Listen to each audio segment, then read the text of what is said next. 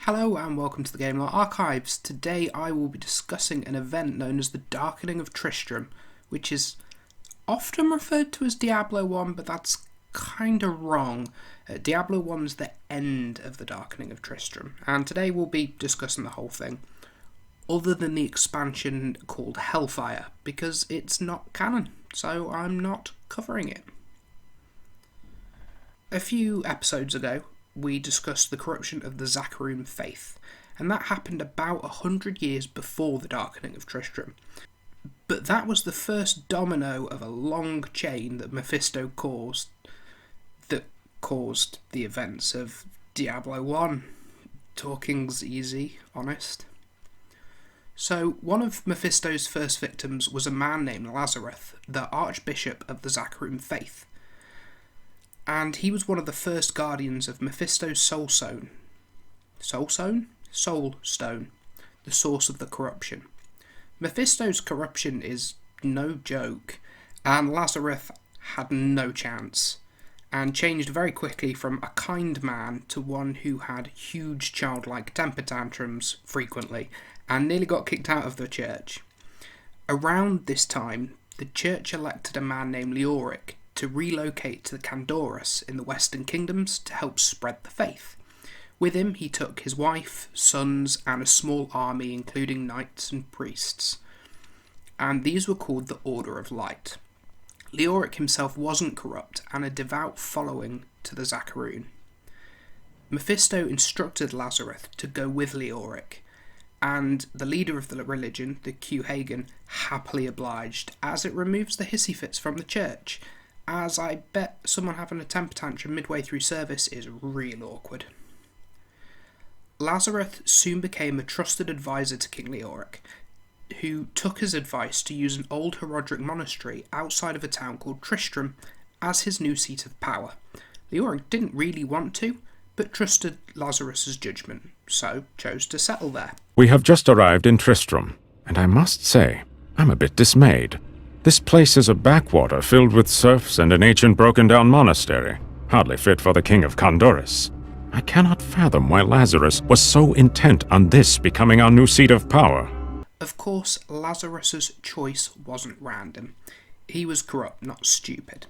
Below the Herodrick Monastery was a huge labyrinth of tunnels where the Herodrick Order originally hid Diablo's Soul Stone. While the monastery had been abandoned a long time ago, the town of Tristram had steadily grown around the temple. Leoric settled and declared himself King of Tristram, which I didn't know you can do, so from this point forward I expect you to all refer to me as the King of the Internet. Now, while I'm sure everyone just clicked off that video when I said that and the remainers are already writing angry comments, nobody disputed Leoric's rule like people would dispute mine.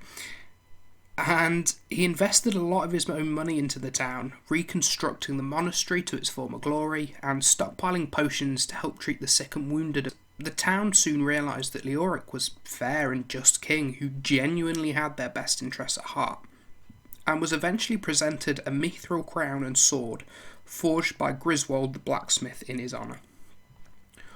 All of this is of course great and very un-Diablo-like, so let's move on to the Murderous Demon part. Deep below the town, Diablo began to stir, sensing that the Archbishop's mind was weak after Mephisto's corruption, and easily took control of him, luring him through the catacombs and compelling him to shatter the Soul Stone, freeing the primeval from his shackles. But just because he was free didn't mean he was strong. In fact, he needed a new body to properly anchor himself into the world, to stop his soul from being reborn into the burning hells. So he set his sights on the strongest soul around, King Leoric, and this marks the beginning of the decline of Tristram. I am convinced that some malevolent being is attempting to wrest control of my thoughts away from me. Voices direct me to horrendous acts, and there are times when I seem unable to control my body. Lazarus knows. This is certain. He looks at me strangely when he thinks me otherwise disposed. Leoric sensed Diablo's attack on his soul immediately, and battled the corruption internally for months, but chose to keep it from his friends and family, so to not worry them. Just remember that communication's a real important part of a healthy relationship, and maybe they could have helped if he'd have spoken up.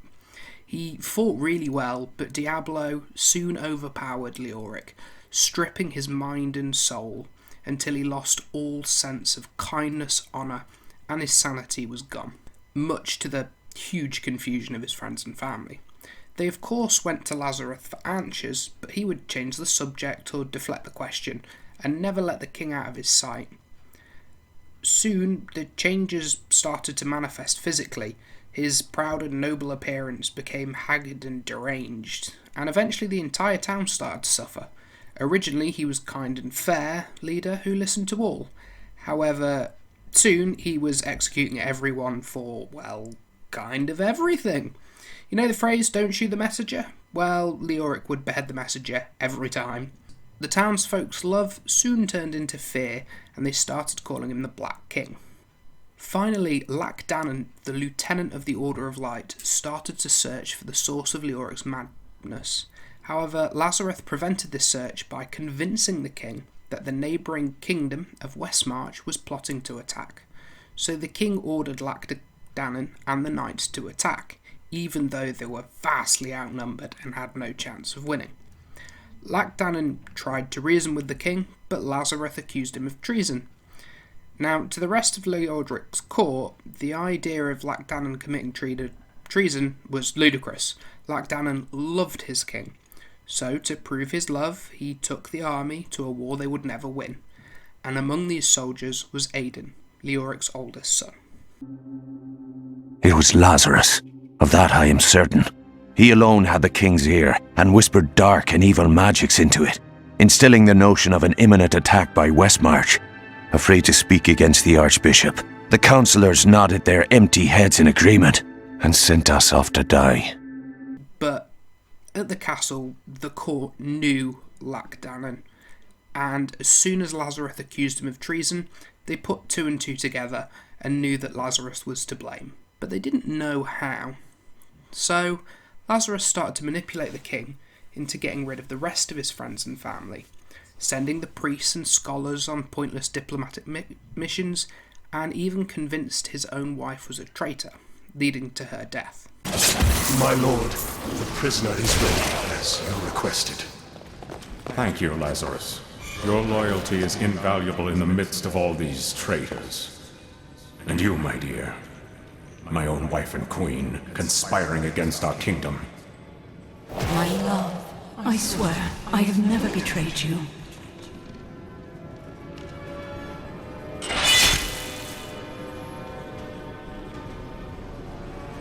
Lies. Until the very end.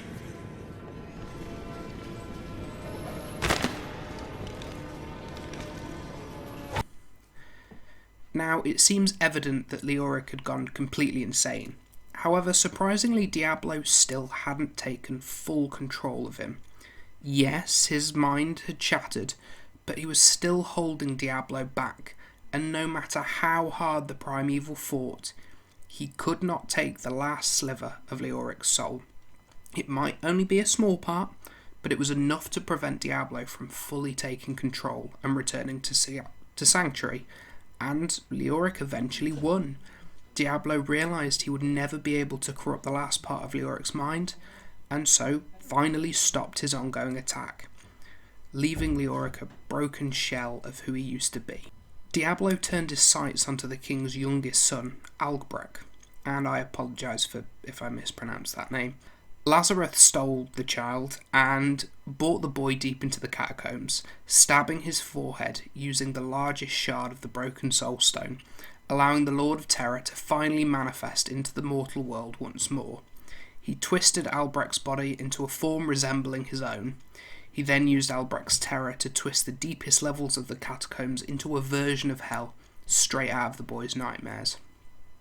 Leoric was free from Diablo's mental attack, but his mind had been permanently damaged. So he started blaming anyone and everyone for his son's disappearance, interrogating and executing people one by one. I have finally rid myself of the dark influence seeking to subdue me. And now I see things as they truly are. This conspiracy among the insolent townsfolk to weaken me by stealing Albrecht away will not stand. Perhaps the heads of their women and children on pikes will bring them clarity. At the same time, glowing lights and animalistic noises had started being heard from the cathedral at night, so the villagers started to leave en masse. Why it took them so long, I don't know, but at least they did it now. It was at this point that Lachdanon and the few surviving members of the Tristram army returned. They had of course been decimated by Westmarch's forces, causing Lachdanon to gather the few survivors he could and retreat to Candoras. When they returned, the town was in shambles. Lachdanon and his soldiers were so horrified they went to confront Leoric. However, the Black King refused to speak to them, instead accusing them being part of a conspiracy to kidnap Albrecht, even though they'd been in Westmarch. But obviously that's sane, and so Leoric didn't care, and ordered his royal guard to attack Lachdanon and his men. And it was in that moment that Lachdanon truly realised the king had been lost, and was far from salvation, so he ordered his men to defend themselves. The battle between the two forces rang throughout the cathedral, until Lachdanon's men managed to slay Leodric's guards, and corner the king. Lachdanon didn't want to kill his friend, and begged Leoric to explain his atrocious crimes. However, Leoric would only spit and swear at him. So Lachdanon drew his sword and ran his king through. My name is Lachdanon, and I am cursed. Once the captain of King Leoric's army, I lived only to honour my land and my king. No man has a greater love for his king than I had for mine, even as I drove my blade through his dark and corrupted heart. Despite Leoric's crimes, the knights still loved the king, so saw fit to give him a proper burial beneath the cathedral, burying him in his full armour. Unfortunately, Diablo wasn't done with Leoric yet, so just reanimated him as a powerful undead lord called the Skeleton King, that now had a full suit of armour. And as he rose from his grave, he cursed the knights who had betrayed him, who became the dreaded Hell Knights. Only Lachdanon himself was able to retain his sanity and starve the curse off, but not fully. He could feel it in him, so instead of going back to town, he fled deeper into the dungeon to prevent himself from endangering anyone. And now I wander, cursed by my once beloved king. Evil gnaws at my bones, and I cannot risk putting my beloved Tristram in danger should I fail to contain that which tears at me. I must venture down into the labyrinth to die alone. As he fled, the Skeleton King prepared to attack the defenceless town above. Leoric's death finally meant an end to the witch hunts and random executions, and the townfolk were oblivious to the threat of the Skeleton King below, so the few who remained tried to finally start and rebuild their little community. Unfortunately, this respite did not last long. Soon the town was besieged by manifestations of Albrecht fears, made real by Diablo's magic. Lazarus emerged from the cathedral, telling the townsfolk that he too had been ravaged by demons who had dragged Albrecht deep underground. The citizens had no idea that Lazarus had been corrupted, so happily followed him into the labyrinth, left to die in the hands of a giant demon called the Butcher. Rumours had long been spreading throughout Candoras that the town of Tristram was cursed and full of treasure, including rare Herodrick texts. And this finally started bringing adventurers who wanted to explore the catacombs beneath the Herodrick Monastery, but none ever returned. That is, until Leoric's son Aidan.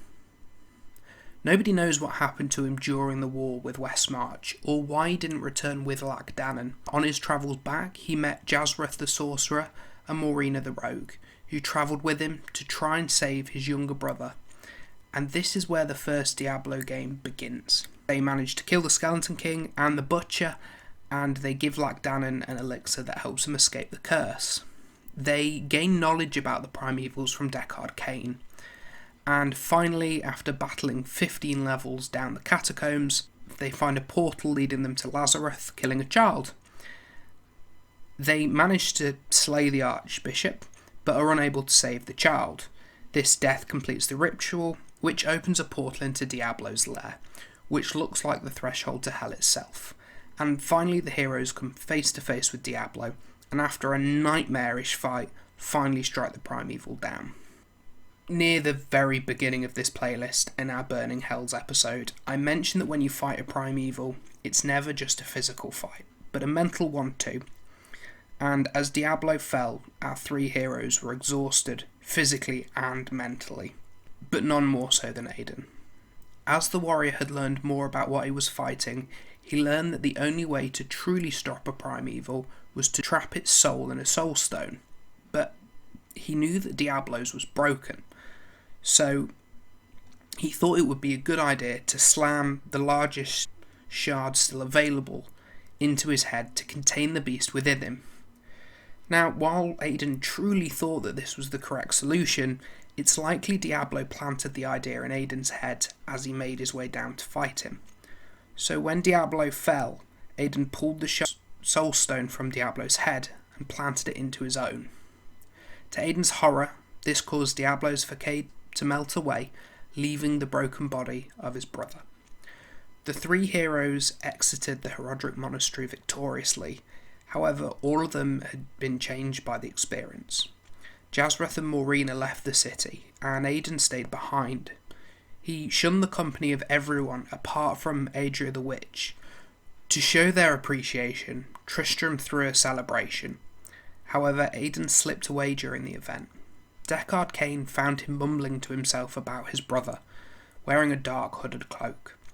With a lot of convincing, Aiden told Cain exactly what happened in the dungeons, and Cain then left him, thinking Aiden was just traumatised and needed space. He was completely wrong, and the next day Aiden had gone. Nobody saw him leave except Adria, who said he had travelled east to seek out a mystic who would ease his nightmares. Maybe Cain would have followed him, but there was no chance, as the second he left, demons returned to attack Tristram for a second time. This leads on directly to Diablo 2, and that's what we're going to discuss in the next episode. So we'll discuss what happened to the citizens of Tristram, Jazreth, Morena, and Aiden.